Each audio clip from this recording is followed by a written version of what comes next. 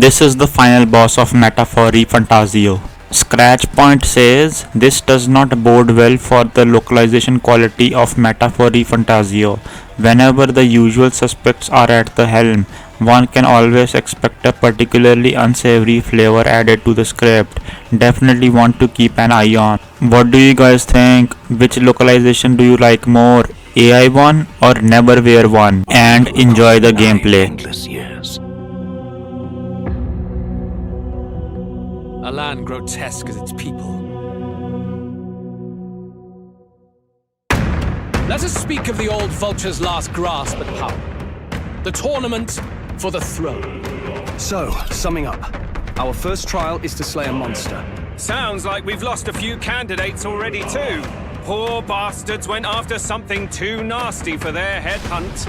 A land full of feral humans, with people either running or going mad. What are we believing, really? You lot! Enemy attack! Hitting us while we're asleep is dirty fighting!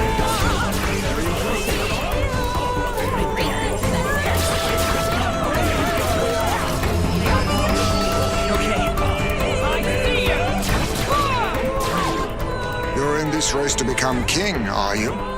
Not exactly. I'd treat all tribes equally. Each ally of a different tribe. Fascinating.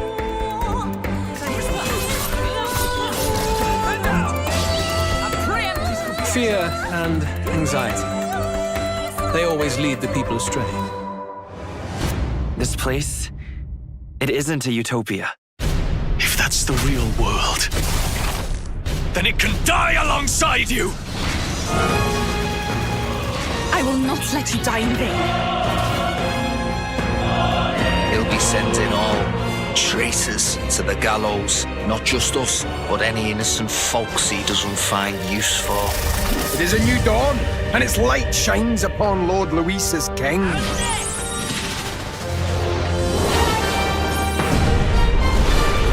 The race's outcome is beyond your meddling now. I must clear my head of these fantasies. In the end, clinging to a dream will do me no good. Knowing all this, I shall claim the ideals you abandoned and finish it in your stead.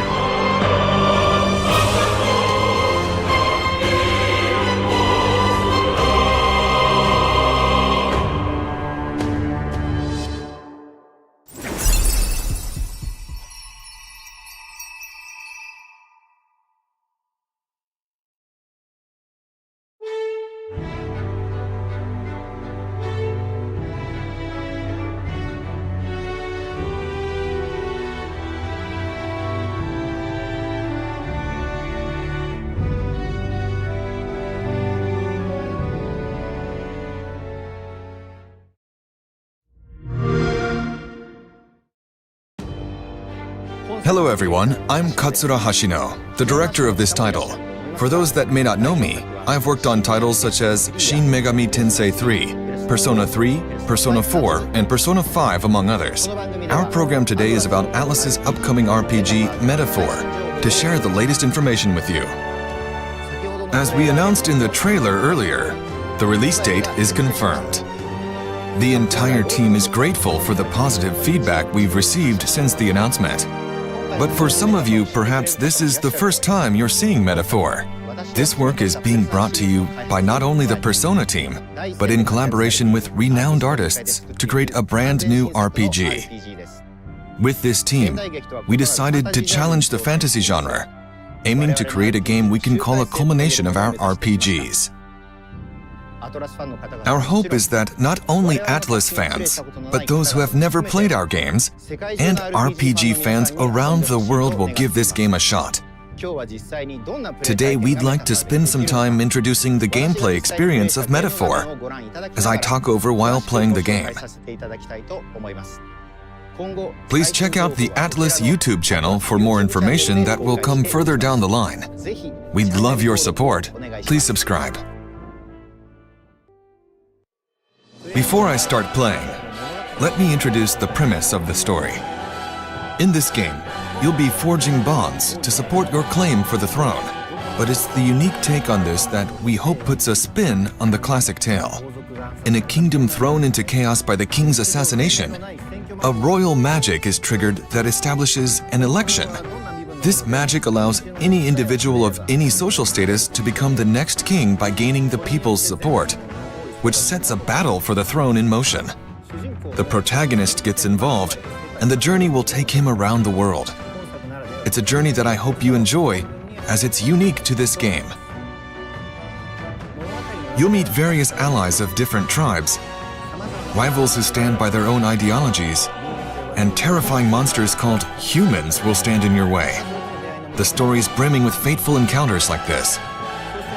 Above all else, a game offers a different experience than a movie or novel.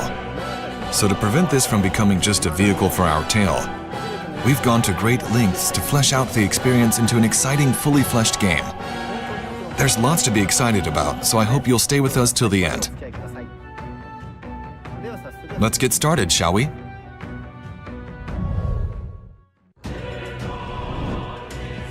The title's logo design is based on the concept of a city's main street. It conveys our hope that players will enjoy a journey through a world full of diverse tribes.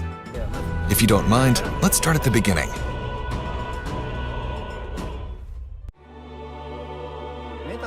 What makes Metaphor different from other fantasy RPGs is the perspective of their world in which our world is their fantasy.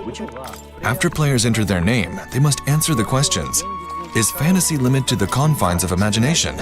Would you call it a powerless creation? The game questions the power of fantasy, a power we all possess. I hope the game helps you arrive to your own conclusions. Our protagonist's journey and goal is to save the prince who has been cursed. This is a scene from the beginning of the game. Think we'll make it? What differentiates this from previous Atlas RPGs is that we've added a more dynamic sense of action. Let's go. The turn-based battles are still central to the combat, but we've incorporated real-time attacking and dodging elements, as well as dashing around and analyzing to keep things exciting. At the beginning of the game, the protagonist isn't strong yet, Watch out! so the difficulty of the battles is intentionally pretty high in this area. We wanted players to get a sense of both tension and accomplishment. I might die if I risk fighting right now, so I'll explore cautiously during this segment. That said, there are multiple difficulty levels and convenience factors to make things easier, so we hope anyone who wants to play can enjoy it. I can at least cast my usual spell for you. In this scene, our fairy companion casts a musical spell. The music you hear in-game is in the protagonist's head. The composer behind the music is Shoji Meguro. People probably know him from the Persona series, but I've asked him not to be constrained by his trademark pop style, and to take on the challenge of creating a totally new sound to fit this game's world. We hope you'll look forward to hearing it. This is a particularly large area in the game, and you can see hordes of enemies ahead. One exciting aspect of this game is that you can decide which enemies to fight and how to deal with them. But I'll explain more about battles later. First, let's take a walk around a city. Hey, you found something! This is the first stop on our journey, the Royal Capital Grand Trad. The background art was designed by Koda Kazuma, a guest artist we're thrilled to work with. The dynamic architecture comes to life with a unique sense of realism in medieval painting like shaders, so I hope you enjoy taking it in. Here we are at the city entrance, and you probably noticed the massive armored vehicle. The protagonist will ride around in this to travel the world. The original designs of these vehicles were created by Ikuto Yamashita. I'll get into the journey aspect in a little bit, so let's walk around the city a bit more. Using magic, you can ride around on your sword to get from one place to another quickly. I wouldn't define this game as being open world, but we took care to flesh out even the distant backgrounds so you can feel the unique atmosphere of every location. Now we're heading toward an alley. The atmosphere changes a lot from the main street. This is where executions happen. That's not something you see very often in modern-day stories. You'll also note some people cowering in the streets because this world has a prevalent gap between rich and poor. As for our protagonist, he's a boy from an inferior tribe, abhorred by others. Despite his social standing, he's going to participate in the royal tournament. You'll find many problems in each town you visit, and of course people will need your help. His interactions affect his popularity in the race.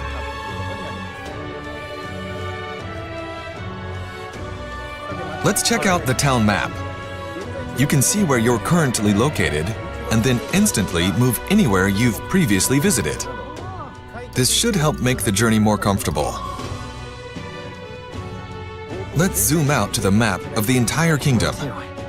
This is the royal capital where we are now. In this world, the areas between cities are dangerous areas referred to as wastelands, which makes travel difficult, unlike our world today. As the story progresses, your main hub moves from city to city. And with that, let's take a look at a new city.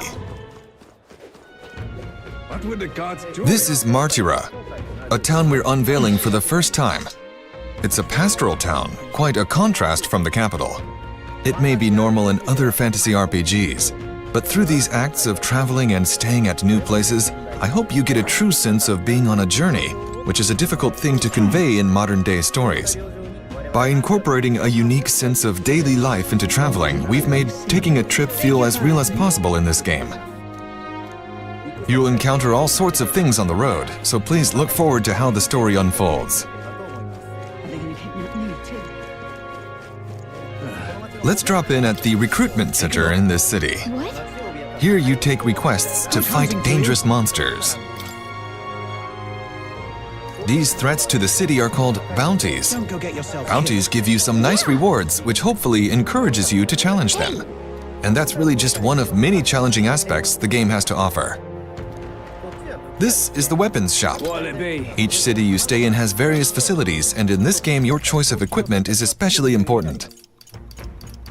In Metaphor, we wanted to give you the freedom to customize your party your own way. So we hope you'll even find some joy in making preparations to explore dungeons in your own style. All right then. Let's enter the tavern. I see an informant here. Informants offer hints about dungeons and battle strategies. Even collecting information like this is something we put a lot of thought into making enjoyable. The back of the tavern is actually an inn. Visiting a new town and staying at a new inn, that's half the fun of traveling, isn't it? There's so much to do in these cities and towns that I can't cover it all, so stay tuned for further announcements.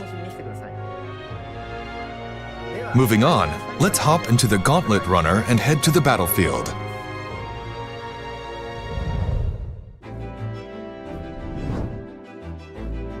The Gauntlet Runner is a vehicle that can travel safely across wastelands. A mobile base, if you will, with movement and mechanisms that allows it to run on magic.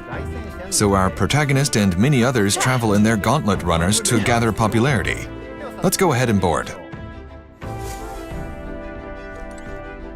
This is the Gauntlet Runner's War Room. If you access the round table here, all your allies gather back from town, and a map of your journey opens. Most RPGs don't have a time limit on the adventure, but Metaphor revolves around the concept of dates and time. For people today, travel often has a fixed itinerary, such as 3 days and 2 nights. So in this game, we've captured the travel experience with predetermined lengths of activities and structure. But within that, what you do, where you go, is up to each player who can choose to do things differently.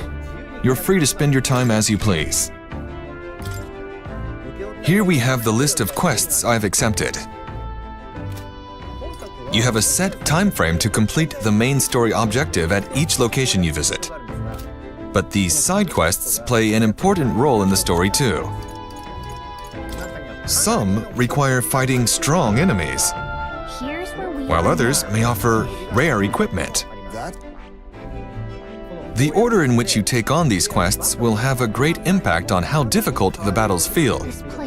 So which challenges you take on first will play a big factor in your experience. It's your call. Now let's pick a destination and head out.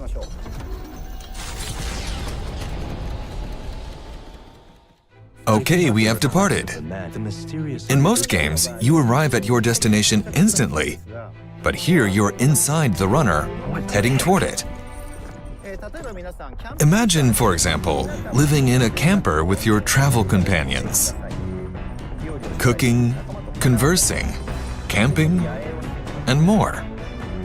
We want you to have a realistic traveling experience, so we designed the game to reflect that. This is the kitchen. You can cook the ingredients you've gathered with your friends to make valuable items. In the back is the common room. Looks like nobody's here right now, but your allies will often visit you to spend time with them.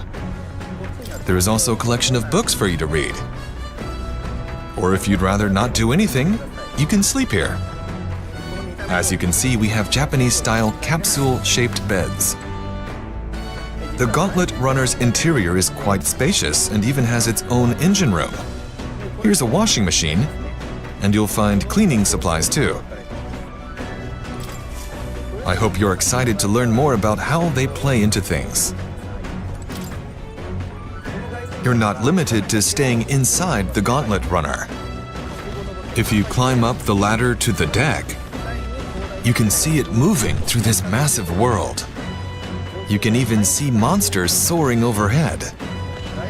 The Gauntlet Runner has so much to do as you head to your next stop that it's impossible to tell you it all here, so please stay tuned. Once you've prepared in the runner or a city, you'll arrive in a dungeon. Here's an introduction to the combat system, which is critical to making progress.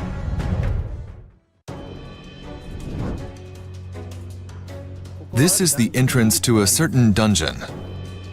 Let's check the main menu before we head in. Here we have features like items, skills, and equipment. You can see that the UI has always been one of our strong suits. It's something that we were very particular about. You often spend a lot of time navigating menus in RPGs, so we wanted to give players a beautiful interface to enjoy a stronger sense of immersion. Let's check out the party customization screen.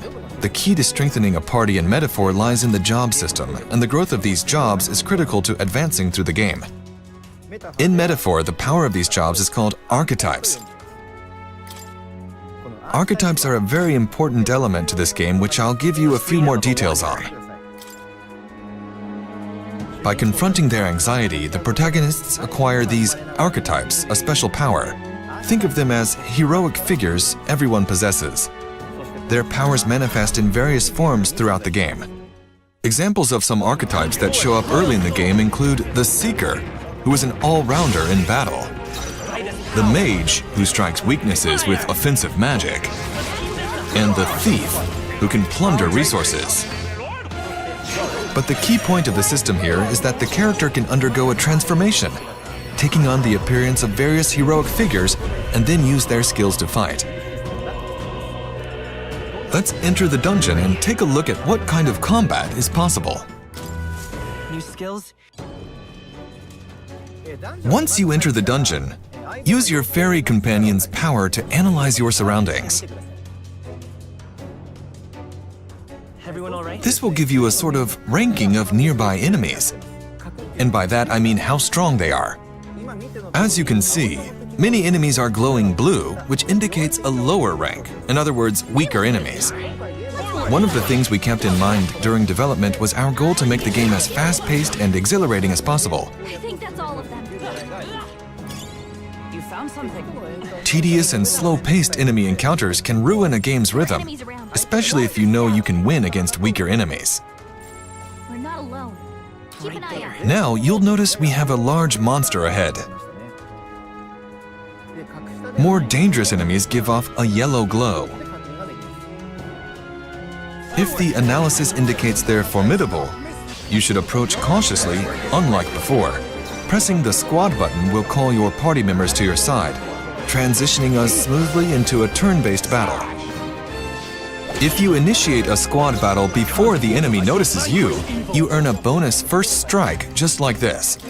Even for battles that require a squad approach to defeat them with skills, the action portion before it is designed to provide a tactical element, with mechanics that can lead to both advantages and disadvantages.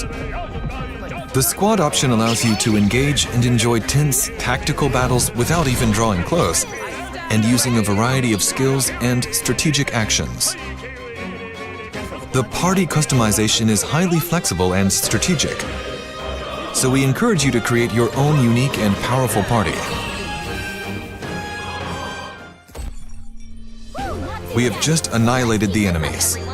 As you can see, you can earn bonus rewards by defeating all enemies without taking any damage. We implemented this feature to provide a sense of accomplishment in party customization, so I suggest you try it out. So that's the exhilarating action elements and the strategic nature of the turn-based battles. It's a battle system with two aspects to enjoy, so we hope you have fun when the game comes out. Next, I'd like to touch on the volume of dungeons. As you progress through the story, you'll come across main dungeons, which you'll tackle as part of the main story, and side dungeons, which you can explore as part of quests. Both types will of course plunge you into battle. In terms of the number of dungeons to challenge, it's more than any previous title of ours. Furthermore, the dungeon mechanics we've designed were created to avoid impacting the balance and pacing, reducing anything that may bore you. The battle system in these dungeons is one of our strongest selling points, so we hope you enjoy it. As we created the game, one area we focused on was how spending time on the road impacted the growth of your party members. One of the systems that symbolize this is the follower system. The protagonist will meet and befriend various people over his journey. As he continues to deepen these bonds, these followers will become his strongest supporters. Seeing their way of life through these interactions, the protagonist senses the heroic image within them, giving him access to new archetypes in battle that awaken within him. It's up to the player to decide which followers to prioritize interacting with. Finding strategies to gain advantage, both in dungeons and outside of them, is a unique aspect of this game. We hope you enjoy them. There's more to share about archetypes, but we'll save that for future announcements. I'll just say for now that there's a significant number of them in the game. Furthermore, your other party members can also equip any type of archetype, giving you countless options in forming your party. Take a look. I'll show you on screen. Here's a party consisting only of brawlers. Unique parties like this are fully possible, so we hope you get creative with it. Metaphor has been created with the goal of fusing the idea of a journey with interpersonal interactions, party growth, combat, and a taste of the storyline we've described today into a single game experience. So when the game releases, we hope you'll experience these aspects to the fullest. Our destination is Port Brylehaven, the capital of the Western Principality of Oceania. Our first trial is to slay a monster. We take its head as proof, then get it to the goal line before the deadline. The bigger the head, the better. If it's not impressive enough, Luis won't look twice at you. Don't worry. I know what I'm doing. How long is the journey to Brylehaven? 4 days. Not to brag, but this old duck's craft might be the fastest in the kingdom. Got a bit of a trip ahead of us, so you're free to put your feet up, eh? Where to? Here we go. Finally, some fun. Edible fauna everywhere I look. Roasted larvae of the giant sandworm. Tis a unique texture, but the taste is divine. Time to get back to work. Right then, let's get this plan underway. Eyes, mate! Come on! breakfast in Final Din!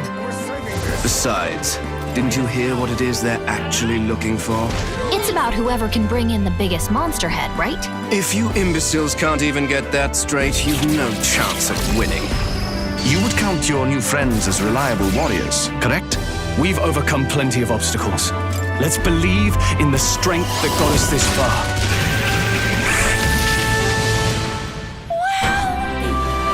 It's the ocean! Almost feels like everything we thought we knew about the world was wrong. The world is full of unsavory sorts. What say we work together? The more comrades and supporters who stand beside you, the more your power will deepen as you soar to new heights. And those are sounds. I feel quite. Right?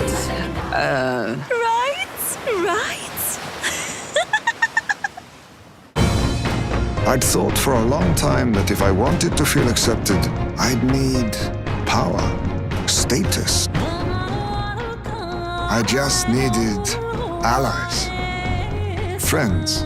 You're already one of us. I am glad we travel as friends. And we've both got something we'd fight to protect.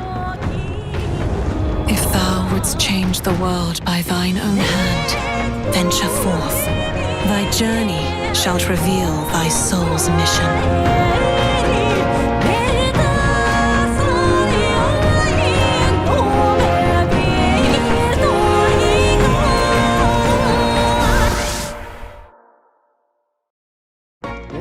Hello everyone, I'm Katsura Hashino, the director of Metaphor Refantazio. My representative works include Shin Megami Tensei 3, Persona 3, 4, and 5. In previous showcases, we've revealed the general flow of the game, as well as the combat and story elements. In this Atlas exclusive showcase World Tour Edition, we will be going over the journey aspects, a wonderful hallmark of fantasy RPGs. The journey gameplay is what uniquely sets this game apart from the Persona and Shin Megami Tensei series. I'm extremely excited to share the details with you all. For today's exclusive showcase, World Tour Edition, I'll be sharing brand new, never-before-seen content. For RPG fans, as well as those who are first learning about Metaphor through this showcase, I hope you see the fun adventure you can experience through this game. If you haven't already, make sure to subscribe to the Atlas YouTube channel for the latest updates. Without further ado, let us depart to the world of Metaphor Refantazio. I hope you stick with us until the very end.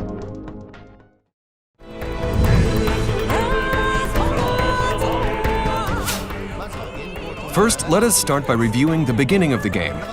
The story is set in the United Kingdom of Uchronia. The protagonist is on a mission with his fairy companion Gallica to save his friend, the prince, from a curse. During his journey, he awakens an archetype, the Seeker. In order to save the prince, he has to defeat the person who cast it. And not only did they curse the prince, the culprit also assassinated the king. The protagonist travels to the royal capital to take him down. However, upon the king's death, the king evoked royal magic, which began the royal tournament, where the people's faith is the key to select the next king. As a result, the entire kingdom is thrown into chaos. In all the turmoil, the protagonist makes the decision to participate in the royal tournament for the throne, to catch the culprit, Louise. This is how they begin their battle, a journey that takes them all across the kingdom, traveling on a mechanical carriage called the Gauntlet Runner.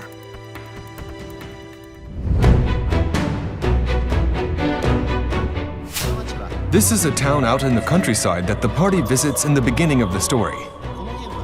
While we designed the game to incrementally increase freedoms for the player, obtaining a Gauntlet Runner after the story prologue increases the player's ability to travel around. Let's explore the town. At each destination are activities unique to that area. In this town, there's a test of courage where you bungee jump up a cliff. You can also do things like milk cows. Through these activities, you can increase your virtues as a traveler. Increasing these virtues enables you to take on new requests. It's up to you, the player, on how you want to spend every single day of your journey before encountering your main quest. Leading up to your main quests, you can strengthen your forces by completing side quests, increase your bonds with your followers, or do activities that increase the protagonist's virtues. You have the freedom to choose what you want to do each day, much like real life. If you want to improve your fighting abilities, you can visit the recruitment center to accept side requests called bounties to exterminate monsters. We took on a request to exterminate a monster called Valno. You get information on its whereabouts, but there's no need to head out immediately if you're not prepared for the fight. This person standing outside looks like he has a request for us. We've been asked to buy something from a nearby town. There's a stop on the way to the labyrinth where the Valmo is, for the extermination request we took on. There's a lot of people in town that have information. There's some who will talk to you about the main quest, but in this town you can also ask about the town's specialties. Among these people, the informant is particularly valuable for getting intel. They're useful resources as you can learn more about rumors as well as the habits of monsters that you might come across. But the information costs money. If you're confident in your fighting abilities, you could choose to tackle enemies without buying the information beforehand. Here's someone who can tell us about how the royal tournament is going. The protagonist's goal is to get closer to Luis, who also has the ability to become king himself because of the royal magic. Let's see what our current standing is. Looks like we're quite a ways from being in the public eye. This ranking changes through story development, but it also increases through completing quests. As you can see, the player has a lot of options on how they want to spend each day of their journey. You can use the online feature, Traveler's Voices, to see how other players spent that day. You can also use it to reference the party formations of other players who beat the quest you're tackling. Each player will have their own day-to-day way of progressing through their journey as they move through the story, which is one of the true charms Metaphor offers. Let's move on and see how it's like to travel on a gauntlet runner.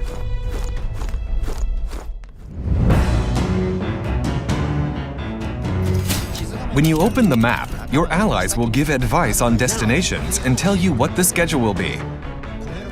We have 2 requests to do in Comero, so let's head there.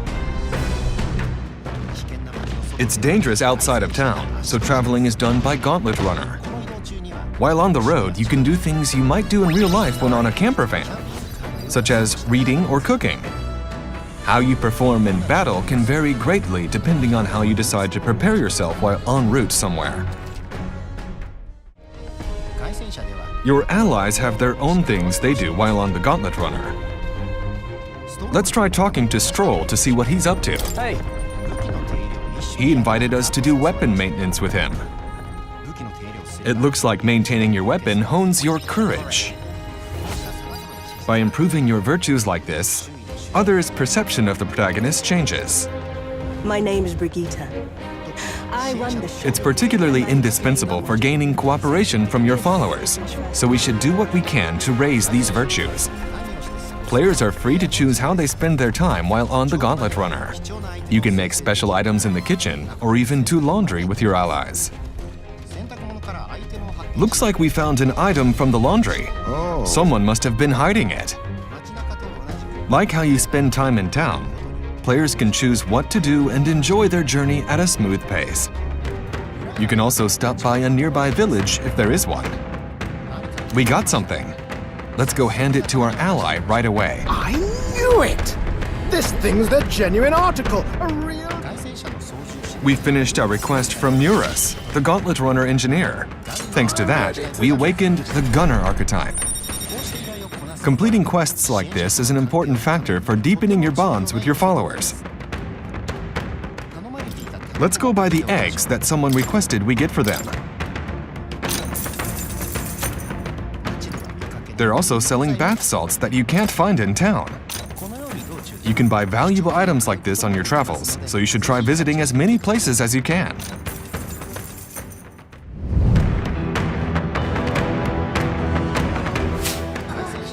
Looks like the Gauntlet Runner arrived to the labyrinth called Man-Eater's Grotto. let's try channeling that gunner archetype we just got.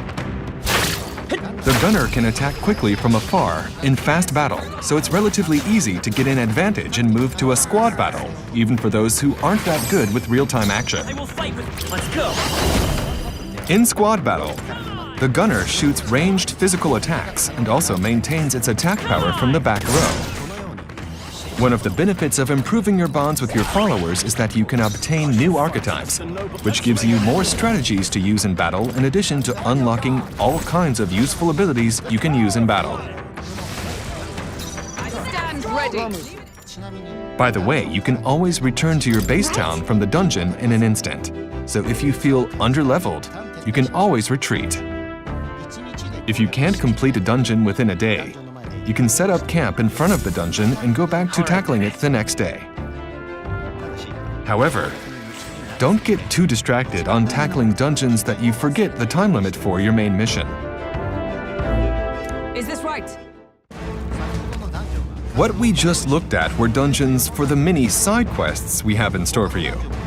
But let's take a look at another kind of dungeon as well. Here's a first look at a main quest dungeon. It's the belly of a giant worm, believe it or not. It's a dungeon with a special time limit, since you have to escape before you get digested and dissolved. There are a lot of creative fantasy dungeons that await you on your journey in Metaphor. We've prepared a lot of dungeons, big and small, and we hope you look forward to them. Now then, let's continue on with our journey.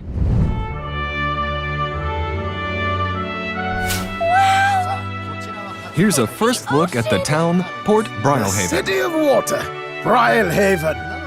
It's a lively port town where sailors come and go. First, let's head towards the port itself. You can see a lot of street stalls lined up.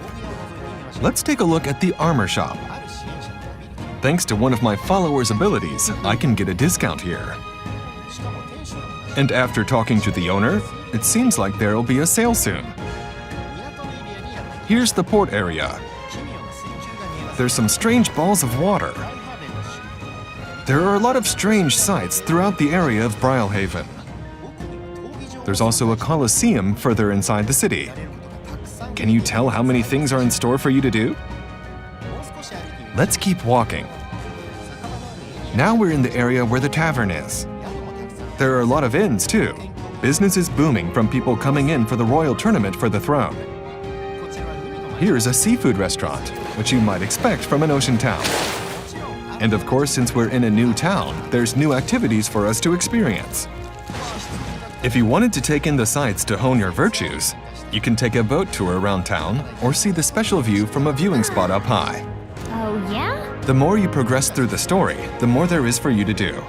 If you're unsure about what there is to do, you can always press the Ask Gallica button to ask your fairy companion for advice.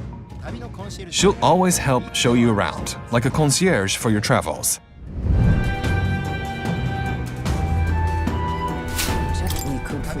Your travel map will slowly get more and more complex.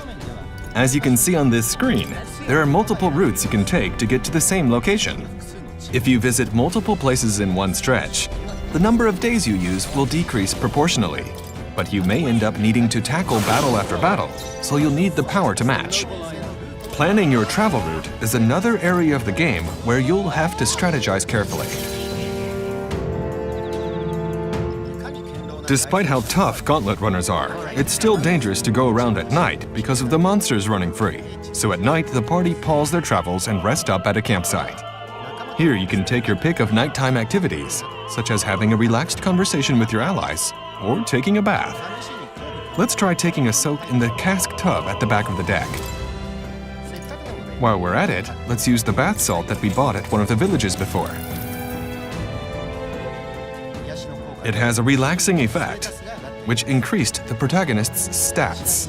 By the way, there are different kinds of bath salts available, which you can find as you travel throughout the land. Looks like we came across something. Another pleasure of traveling is coming across scenic sights you'd only see in another world.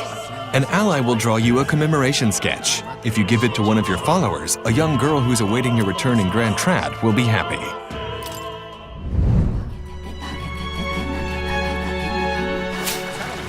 Here's another location reveal, a place called Virga Island. On this island, you can enjoy unique tracks themed after religious music composed by Shoji Meguro, who is well known for his work on the Persona series. Here, the protagonist makes yet another new encounter. Her name is Yufa, a new ally that's only now being revealed in this showcase. You must be the... I wonder what role she plays in the protagonist's journey. I hope you look forward to learning more about her in the future.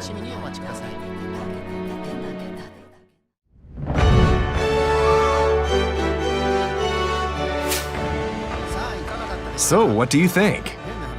If you had to actually go on a long journey in real life, it wouldn't be a simple endeavor. Taking that into account, we hope that you enjoy the journey of Metaphor, where you can travel as you please from the comfort of your own home.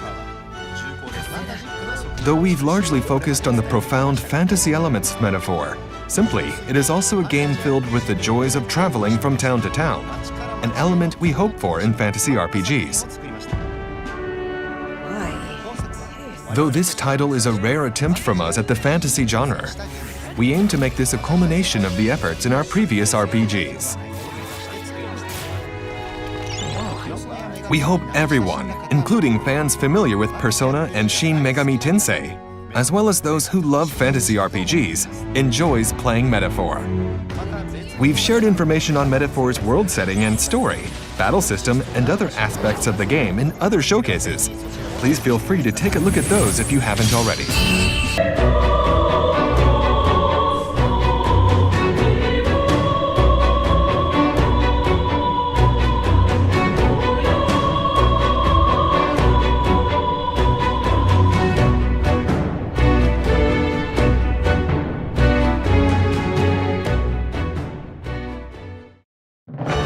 Hello everyone, I'm Katsura Hashino, the director of Metaphor Refantazio.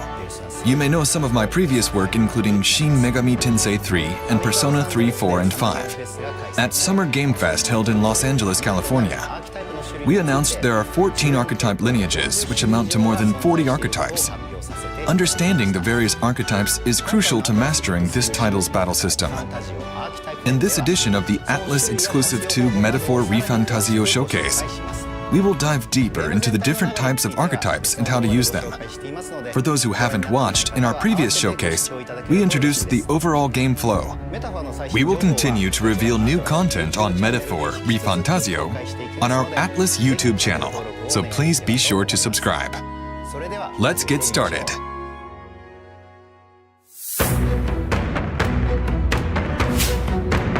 First, let's review the battle system introduced in the previous livestream.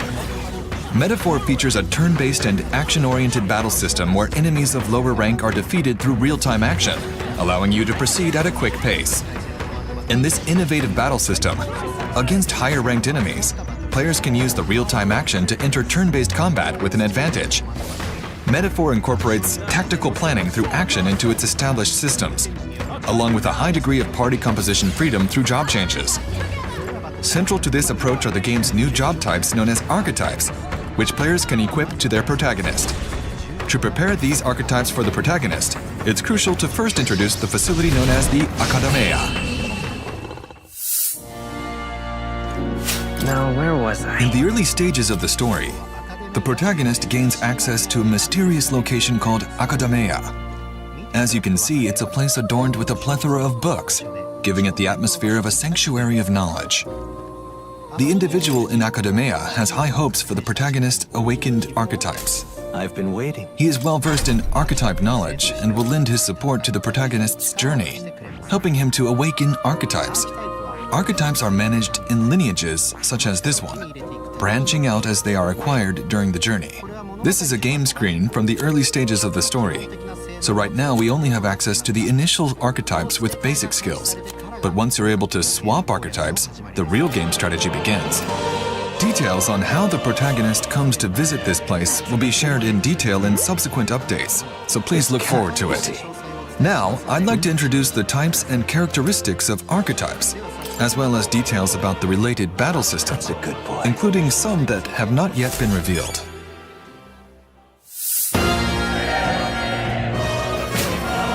In the last live stream, we introduced the different types of archetypes, including some of the foundational ones.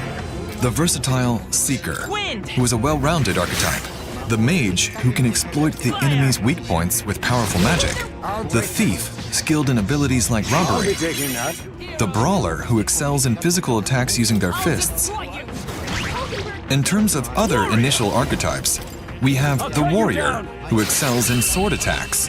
The Knight, with outstanding defensive skills. The Healer, who specializes in recovery. The Commander, with skills related to formation and support. The Gunner, who can shoot from a distance. The Merchant, who can use money-related attacks.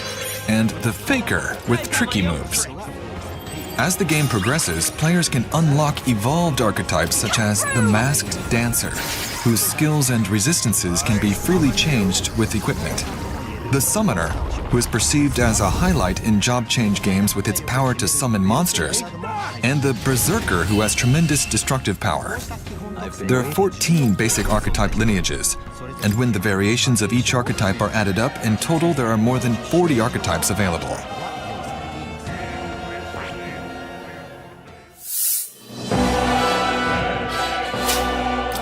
Each archetype gains experience through battle and learns various skills. There's a wide variety of skills with different attributes and ranges, such as buffs, recovery, and passive skills to improve abilities. Mastering these skills allows players to gain an advantage in battles. Furthermore, as archetypes evolve through growth, players can advance to higher tier archetypes. While the archetypes like the ones introduced earlier are unlocked as the base archetype of each lineage, progressing them through battle and strengthening bonds with supporters encountered on the journey is crucial. This system unlocks conditions for acquiring even more advanced archetypes, providing substantial depth in party development for players to enjoy and experience. For example, the Seeker, which first awakens for the protagonist, is a lineage in the Seeker category. And by deepening the bond with the supporter who controls this lineage, the character can evolve into the Magic Seeker, who wields powerful wind magic, as well as reinforcement support and passives, and then onto Soul Hacker, who has powerful magic such as additional MP recovery effects and penetration resistance. The Gunner, who can shoot from a distance, is a heroic figure in the ranged category, and can evolve into Sniper, who is good at all target attacks, and then onto Dragoon, who can trigger attacks with various magical attributes by deepening the bond with the supporter who controls this lineage. Each archetype variation is uniquely crafted with dedicated artwork, and the appearance of each character changes based on the equipped archetype. So I think you will enjoy the work very much.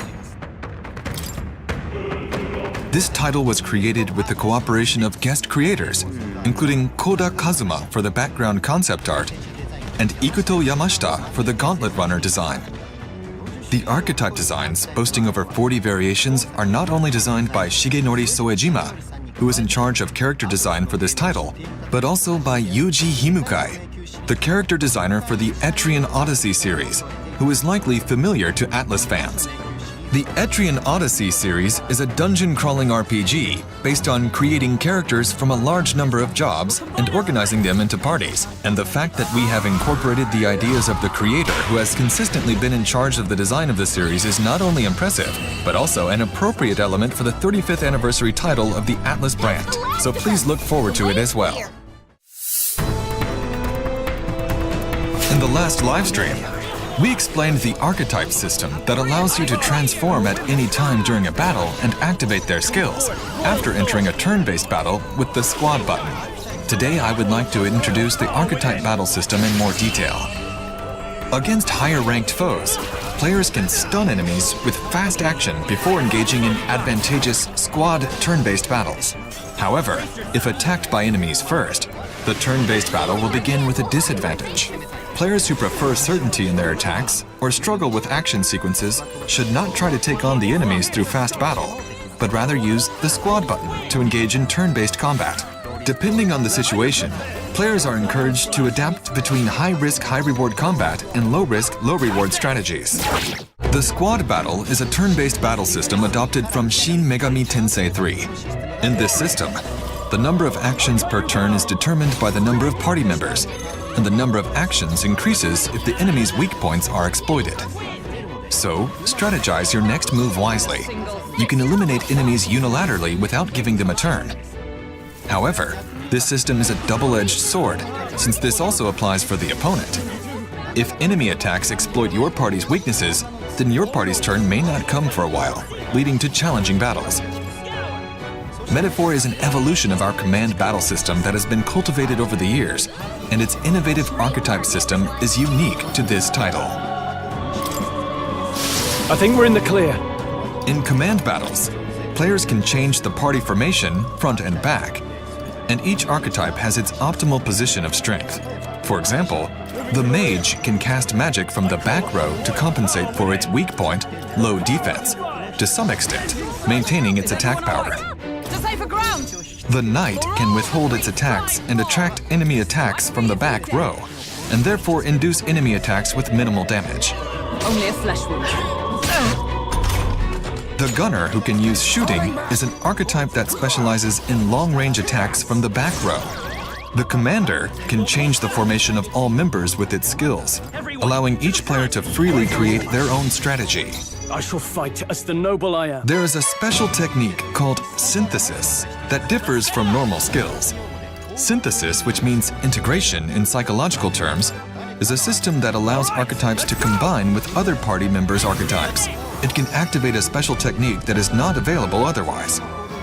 To perform this skill, it consumes more than a normal action, as it consumes an additional action from your ally's turn as well. This technique is more powerful for that reason. For example, while a mage and healer can only target a single enemy with their attack, with the use of synthesis, the target can be changed to all enemies. The Seeker's main attack is wind magic. But by using synthesis, the Seeker can use attacks with attributes that are normally unavailable to it, such as light or strike. In addition, warriors are good at physical attacks. But if many of the same archetype are placed in a party, the attack characteristics will naturally be skewed. However, the special synthesis attack that can be unleashed by 3 warriors can do a surprising amount of damage even in the early stages of the game. This system is an important element of the strategy, and if used properly, it can eliminate the enemies all at once. The activation conditions change depending on the combination of the party, so it is a fun element to try out different configurations and discover new synthesis combinations. Moreover, the development team has worked hard to ensure that the diverse range of archetypes remains engaging even in the later stages, allowing players to enjoy different compositions. We aimed for a balance to avoid a situation where players' party compositions become similar as the game progresses, or where only certain archetypes are used. When players change from one archetype to another, they can inherit the skills they have already mastered to the new archetype. I have a few skills. The command battle system not only includes action count strategies, but also formation tactics, special moves called synthesis, and a skill inheritance system, providing numerous ways to creatively configure archetype strategies in the party. While the party consists of 4 members initially, it can expand to 7 as the story progresses. All members can equip any of the 40+ archetypes, so we hope players enjoy developing their unique strategies. I'll use what I must. Rancor! Now that we have explained how to use archetypes in command battles, let's discuss how archetypes' abilities come into play in other ways. Weapons change depending on which archetype is equipped, and this also affects the real-time action, fast combat that can be used before entering turn-based squad battles. For example, the Seeker's one-handed sword allows for quick, successive strikes to deal damage to enemies. Let's change the archetype of the protagonist to the unlocked warrior. You can change the archetype of your party members as well from each tree, but the fast action is a move specific for the protagonist, so we want you to try out not only the command battles, but also the strategic action. In the case of the warrior's great sword, its large swing delivers powerful blows, and while swinging it, the user is not susceptible to preemptive strikes from enemies. In the case of the mage's staff, the attack range extends not only forward, but also around the user, making it effective in situations where the player is surrounded by multiple enemies. It can wipe out many monsters when outnumbered and outclassed. Additionally, there are archetypes that can use ranged weapons. The faker can throw knives, and the gunner uses a crossbow, allowing attacks from a safe distance. Enemies roaming the field also have various characteristics and weaknesses. For instance, you might use a gunner with long-distance attack range to take down flying foes. However, if you choose the protagonist's archetype focusing mainly on fast action, he will fight with that archetype when you enter a squad battle. You cannot swap archetypes in a squad battle, so it's important to plan ahead of time. We hope that everyone will enjoy the fast and squad combat.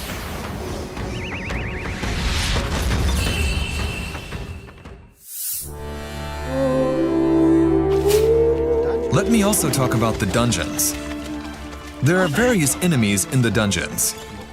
Many familiar creatures from fantasy worlds are recreated in a modern design.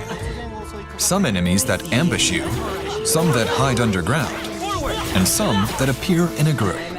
There are no dungeons that require a specific type of archetype party, so please enjoy trying out various party strategies of your choice. Although, there are tough enemies and bosses that force you into battles. When this happens, the type of party you bring will affect the battle. Draw steel! We are spotted. Monsters called humans are especially tricky to face, so beware. We think you will enjoy planning strategies for the battles ahead.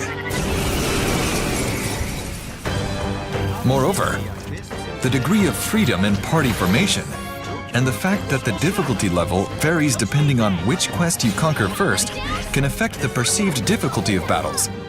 And a slight error in judgment can be fatal in this battle. The difficulty of the game can be changed at any time, and by using the retry feature, you'll be able to return to the top of the battle and take on the challenge again with other strategies you might have thought of. So please rest assured that this game is made in a way that ensures all players can confidently take on the challenges. Additionally, a network feature allows players to view the party compositions used by other players who've cleared the same dungeon, available to view at any time. With the press of a button, you can instantly switch to those compositions, making it easier to adapt and strategize. I'm sure there are players who remember playing classic job change games based on the recommended information of specific party setups for certain dungeons. This network feature is like a modern version of that kind of playstyle. Above all, we wanted players to be able to see firsthand how other players are progressing in the dungeon they are currently conquering, using their own party composition and ingenuity, even though it is a loosely connected aspect. Well done.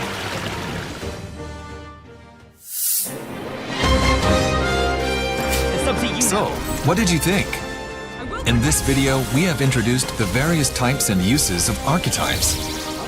We hope that even those who are unfamiliar with past Atlas titles will be able to easily enjoy this fantasy RPG based on its unique job system, which is a staple in fantasy RPGs. We've added various unique features into Metaphor, from the system and volume to its visuals, and we hope that you will enjoy this fantasy RPG. こんにちは、声優の磯地こと磯村智美です。今日はアトラスから2024年10月11日に発売される完全新作ファンタジー RPG メタファーリファンタジオをゲームクリエイターの横尾太郎さんがここアトラスで体験プレイをされているそうです。その模様をレポートせよとアトラスの宣伝部さんから直々に指令をいただきました。これから現場に突撃したいと思いますが、ちょっとその前にこちらの映像をご覧ください。はい、皆さんはじめまして、横尾太郎と申します。アトラスファンの皆さんはあまりご存知ないかと思うんですけど、僕の自己紹介をまずさせていただきたいなと思います。スクエアエニックスさんから出てるニーヤとかドラゴンなんとかっていう RPG タイトルを作らせていただいていて、今回アトラスさんの方からですね、新規ファンタジー RPG プロジェクトについてのコメントが欲しいというふうに宣伝部さんから言われたんですね。で、皆さんこの映像を見てるだけじゃあまりわからないと思うんですけれども、この会議室は実はスクエアエニックスさんの会議室で、ご存知の通りスクエアエニックスさんといえば大作のファンタジー RPG の総本山と言われている場所で、その総本山にわざわざ別の新規 IP を立ち上げるって言ってインタビューしに来るアトラスさんが、アトラスさん宣伝部さんすごい勇気あるな、度胸あるなっていうふうに僕は思ってます。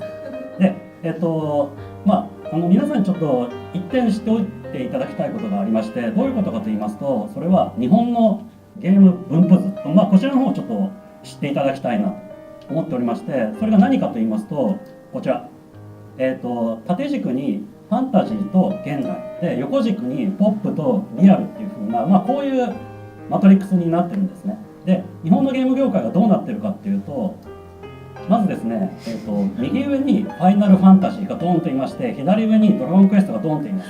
大体これで日本のゲーム業界の半分ぐらいが占められてるんですけれども、これに対してアトラスさんなどのゲームがどこに位置するかというと、こんな感じですね。真ん中下側にペルソナですね。で、右下にちょっと隠れて竜が見えています。で、左下の方に弾丸論破があって、弾丸論破とペルソナは僕の中ではちょっと市場がかぶってるんじゃないかなと思ってるんですけれども、他社さんなんでどうでもいいかというふうに考えています。で、そこでですね、僕が作ってるニーヤっていうゲームがこの日本のゲーム業界の中のどこにいるかっていうのを説明させていただきますと、このちっちゃいところ、これがニーヤ、僕が作ってるゲームなんですけれども、スクエニさんの巨大なタイトルとアトラスさんの素晴らしいタイトルの隙間でなんとか細々と生きてるっていう、これが今の現状なんですよね。で、これに対して今回アトラスさんが発表された新規 RPG ファンタジー RPG プロジェクトっていうのが何を起こすかっていうと、こんな感じでアトラスさんが持ってたペルソナの部分がぐわっとファンタジーに寄ってきちゃう。で、ペルソナの部分がファンタジーに寄ってきちゃうとどうなるかっていうと、ニーヤがこういうふうに死んじゃうんですよ、ポンと。で、死んじゃうとまずいんで、僕らとしてはちょっとなんとか生き延びないといけないと。じゃあペルソナがファンタジーの方に寄ってきたら僕らはそっち側に行けばいいんじゃないかということで、僕らニーヤは今度から学園ものを作ろうかなっていうふうにちょっと思ったんですね。で、そのことをアトラスさんに話したところ、アトラスさんとしては新規 RPG プロジェクトはファンタジー RPG はファンタジー RPG として作るとして、ペルソナでまだまだ作り続けるよっていうことをおっしゃったんです。っていうことは何が起きるかっていうと、こんな感じで逃げた先でもニーヤは死ぬという、どっち行っても死ぬっていう図になるんですね。で、僕が皆さんにお伝えしたいことは、今回のアトラスさんの新規ファンタジー RPG プロジェクトについては考え直してほしい、こちらの方を強く皆さんにお願いしたいと。アトラスファンの方は今回ファンタジー RPG プロジェクトについては諦めてほしいというふうに思ってます。で、最後に自分が作ってるニーヤオートマタっていうゲームが来年の2月23日に発売しますので、皆さんよろしくお願いします。それではさようなら。ご覧いただいた映像は、まだメタファーがプロジェクトリファンタジーというプロジェクト名やコンセプトしか発表されていなかった頃に横尾さんからいただいた応援メッセージです。あれから7年、横尾さんのニーヤオートマタも発売されアニメ化もされました。いやー、時が経つのは早いですね。それではプロジェクトリファンタジー改めメタファーリファンタジーを実際に体験する横尾さんの様子をレポートしたいと思います。行ってきます。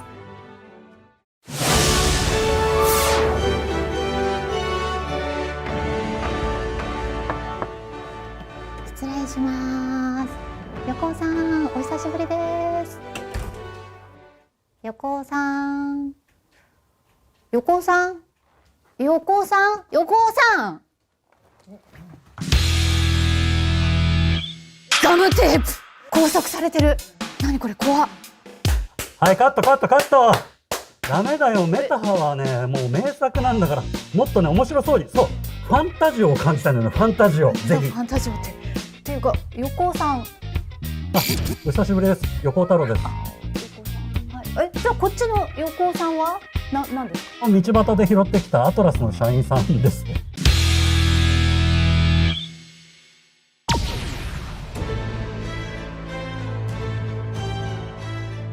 横尾さんお久しぶりです。お久しぶりです。アトラスの宣伝部さんからの指令で7年前の伏線を回収しに来ました。アトラスファンの方が見てると思うんで、強く言っておきたいんですけど、俺メタファーリーファンタジオもそうなんですけど、アトラス全然関係ないんですよ。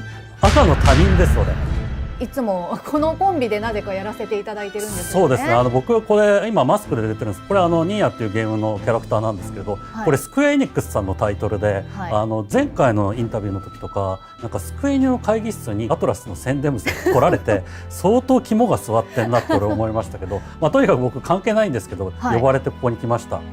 すごいこのタイミングで言いづらいんですけど、横尾さん、今回私はメタファーに関係あります。なんかどういうことですか？なんかこう資金を投入してるとかそういうことですか？委員会とかではないんですけど、私リナという役で今回は出演させていただいてまして、前回のようにお互い関係ないのになんかねインタビューすいませんねみたいな感じじゃなくなっちゃったんですけど、よろしくお願いします。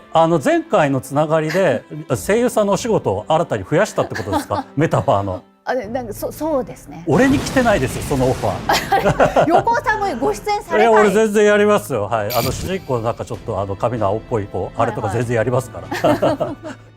メタファーリファンタジオをいち早くプレイしていただいた感想をお願いいたします。体験版をプレイさせていただいたんですけど、ちょうどその時に今後ろに貼られてるポスターがですねベリベリベリって剥がれてきて、すごい不吉だなと思いました。もうこれは何か良くないことが起きるぞっていう、そういう予兆を感じましたけど、ここから S バグとかが今多分カメラで映ってないんですけれど、これ上の方めちゃめちゃ強固に今養生テープで貼られてるんで、もう剥がれてこないと思います。でプレイさせていただいた感想なんですけれど、すごいゲーム作ってて気になるのが UIがすごい手が込んでて、またおしゃれですよね。そうですよね。なんか失禁しそうになりました。おしゃれすぎて失禁しそうになるんですけれど、それ以外ももう全てがなんかブラッシュアップされてるっていうか、コマンドバトル RPG なんですけど、アクションの部分の要素も結構増えてて、なんかその新しい世代のゲームのプレイを遊ばせていただいてるなっていう感じがすごくしましたね。けれど正直お金かかってるなと思いながらプレイしてましたけどね。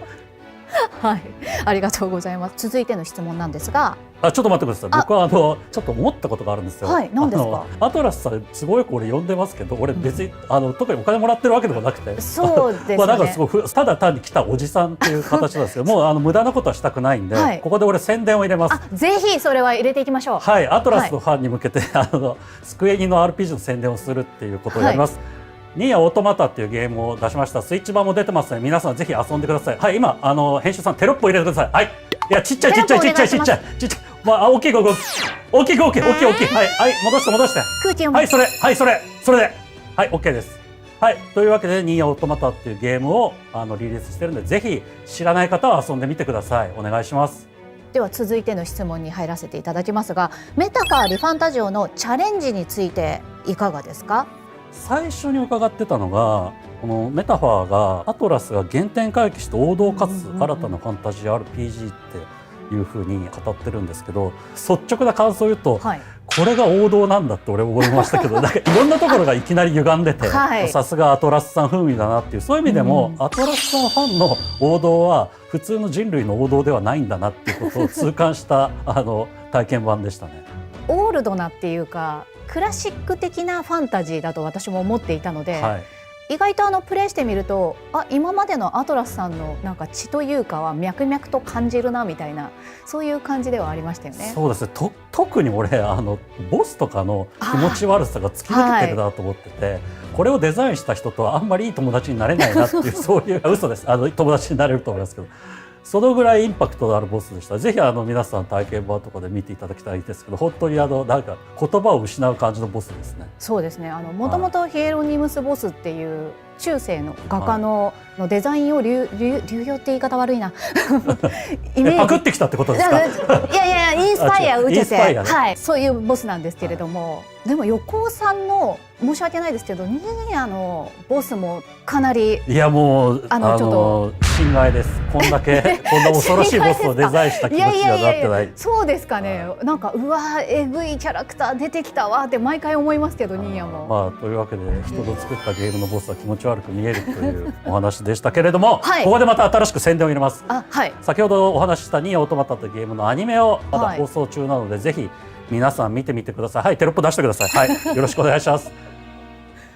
では続いての質問に行きたいと思います。メタファーリファンタジオに期待もしくは警戒しておきたいことなんかありましたらぜひ教えてください。これ台本に警戒したいことっていうことが書いてある時点でアトラスさんの宣伝部さん歪んでるなと思うんですけどそうアトラスでもないしメタファーのクリエイターでもない人間を呼んで何を警戒してますかってこの質問がもういかれてると思いますね。はい、なんですかね。もうあらゆることを警戒してるんですけれども、でも今回プレイして思ったのはやっぱりニーヤとは違う製品だなっていうアトラスさんテイストがより強固に出てるっていう感じでしたね。最初王道っていう本当に先ほどの話でいわゆるそのストレートなファンタジーに近づいてくるのかなと思いきや、より一層なんかペルソナとかメガテンとかのテイストが色濃く出てるようなそういうニュアンスが受けましたので、普通に僕製品版をプレイするのが楽しみになりました。はい、アトラスさんはアトラス風味こそが王道であるってことをこれから打ち出していきたい。それは何ですか。人間の価値観を塗り替えていこうっていうそうです。なんか歴史すらもファンタジーとはこうだったんだっていう100年後とかアトラスファンの価値観で世界が塗りつぶされたらもうこの世は終わりだと思います。すごい呪われた世界になると思います。はい、ありがとうございます。いやこれまだ宣伝入れ宣伝さすがにすることなくなってきたんですけれど、先ほどお話したニーヤオートマタのアニメそちらの方のエンディングのテーマをですね僕が作詞して岡部さんというですねお金に金ついコンポーザーが作曲してるサントラが、はい、ジェムズカンパニーっていうスクエニのグループと歌ってる CD ぜひご購入いただいて聴いていただければなと思います。先ほどから横尾さん割となんかアトラスさんってイカれてるぜみたいな印象を言われているような気がするんですが、ぶっちゃけどういった印象をお持ちなんですかアトラスさんには。ディレクターの橋野さん何回かお話とかご飯とか食べさせていただいて、いろんな対談とかもあって話を伺ってるんですけど、ものすごいちゃんとされてる方なんですよ。でゲームは何かしら世界を良くしなければならないという、そういうポリシーをすごくお持ちのようで、そういうことを熱く語られるんですけれど、それで作ってくるボスがこの気持ち悪さかっていうところのアンビバレンスな感じが、その二面性が橋野さんっぽいっていうかアトラスっぽいっていうか、メタファーっぽいなと思いましたね。あ、そんなところまで橋野さん考えてらっしゃるんだみたいな、深いところを考えすぎてなんかちょっと袋小路になってらっしゃるところもちょっとお見受けするので。今の橋野さん批判ですか。いや違います違います違います。そんなことはないです、ね、声優をやらせていただきながら橋野さん批判なんてそりゃできないですよね。そんなことないです。素晴らしい本当にお考えをお持ちの何も出てこなくなってしまいました。いやもうさらに宣伝を重ねようかと思ったんですけど、俺宣伝も特にすることがないんで、テロップで橋野さん頑張れって出してください。はい。じゃあついでに私も便乗して橋野さん頑張ってください。はい。よろしくお願いします。よろしくお願いします。ペルソナスタッフ以外のクリエイターさんについてちょっとお伺いしたいんですけど、ニーヤの幸田さんとかも今回参加されているということなんですが、ニーヤオートマタでコンセプトアート、全体的なアートのイメージを作ってくださってるのが幸田さんなんですけれども、まあオートマタでは幸田さんにすごくお世話になって、その後幸田さんなんかすごいブレイクされて、いろんな作品に参加されてるんですよね。で今回のメタファーでも多分アートを描かれてると思うんですけど、僕はそういう幸田さん見るために裏切り者でみたいな気持ちで普通にギギギって顔してマウスをビシビシ言わせてます。なんかそれ嬉しいですね。なんか横尾さんがギギギギギってなっている背景がこれかって思いながら遊べるっていう。いや、なんか幸田さんもそうだし、岡部さんとかもオートマタがヒットしたことで別のお仕事とかに呼ばれたりしてるんですけど、俺呼ばれないんですよね。だからなんだろう、これ人徳のなさかわかんないですけど、なぜ俺に声がかからないと思いながら。いやでもこうして今この場でこれは無料だから。7年前なんですが、メタファーが発売するとニーヤは死を迎えるっておっしゃってたんですが、7年経った今どうでしょうか、そのお気持ちというのは。さすがに7年って結構な時間が経ってるので、そうですよね。もうなんか別にニーヤオートバッタが死を迎えてもうそんな痛くないなってもうだいぶもうそろそろ10年ですよ。10年前のものってもうなんか思い出だからなんかその思い出を滅ぼされるってこともないし、メタファーが新しく出てきてなんかその素晴らしいゲームでいいなっていう気持ちでいます。もし今後なんかどなたとお仕事することがあってその時にまたこのアトラスさんのゲームがぶつかってこないことを祈るばかりです。なるほど、はい、この質問の次の質問に書いてあるんですね。横尾さんの次回作はって、はいはい、でもこんなの普通に答えられるわけないじゃないですか。だけどいや答えます俺ちゃんと、俺の次回作はメタファーリーファンタジオ2、そちらのディレクター&シナリオを横尾太郎がやります。皆さんよろしくお願いします。これがね振りでしたねみたいなことになるといいですね。今後ろのポスターにいるキャラクターいるじゃないですか、はい、そいつらが全員槍に刺されて血まみれになってるシーンからスタートします。ご期待ください。わ